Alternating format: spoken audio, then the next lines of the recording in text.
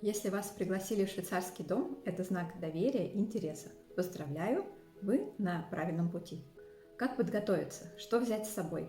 Что ожидать? Как не попасть в просак? Обо всем по порядку. Сразу уточню, речь идет не о романтическом свидании, а о дружеской встрече без детей. Первое правило – поесть заранее. Да-да, это не шутка. Одна моя знакомая швейцарка поела заранее дома перед походом ко мне в гости и даже выпила дома кофе с десертом. А у меня пила воду и съела буквально пару конфеток. Почему так? Потому что главное не еда, а общение. А если вы будете голодные, то, конечно, ни о каком разговоре речи быть не может. Вы будете думать только о еде. Я сама однажды так попала в просак. Пришла в гости голодная, но с круассанами. Думаю, сейчас сядем за стол и поедим.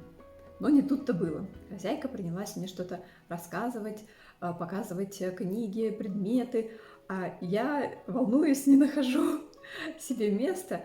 И тут она заметила, что я нервничаю. Говорю, вот я не позавтракала, к сожалению. Она так удивилась, она говорит, как не позавтракала? Оля, ты что?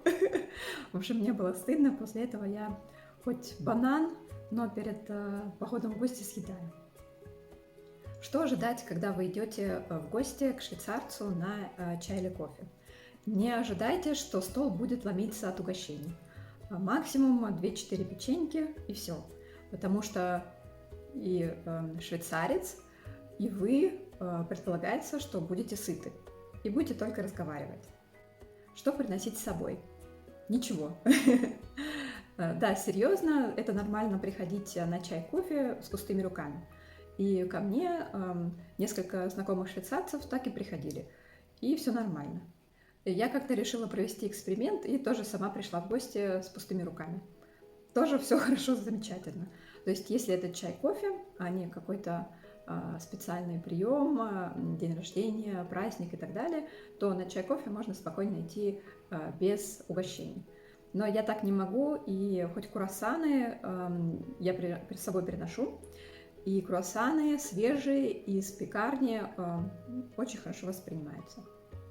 Сколько длится чаепитие, как понять, что уже пора? В Швейцарии, немецкоговорящей, есть такое удивительное слово «альцо».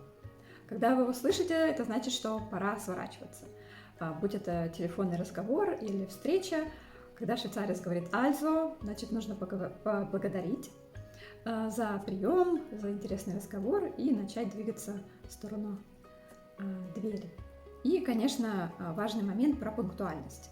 Швейцарцы шутят, что если прийти на 10 минут раньше, это значит опоздать. То есть нужно еще раньше приходить. Но это работает только для каких-то бизнес-встреч, деловых переговоров. А когда вы идете в гости, то лучше прийти вовремя или на 1-2 минуты попозже.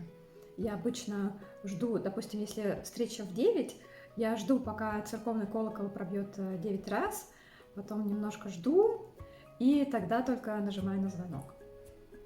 Один раз я опоздавала уже 10 минут, как должна была начаться наша встреча, и я уже буквально подходила к порогу дома, и тут мне швейцарка пишет: «Оля, я правильно занесла в календарь нашу встречу, мы действительно сегодня встречаемся». То есть вот прошло 10 минут, да, и это уже критично. Вот, обычно я, если на 15 минут задерживаюсь, я предупреждаю, а тут нужно уже при 10 минутах предупреждать. Вот такие они немецкоговорящие швейцарцы. Такие пунктуальные, серьезные и в то же время теплые. А у вас был опыт похода в гости и чаепитий в Европе? Расскажите о своем опыте.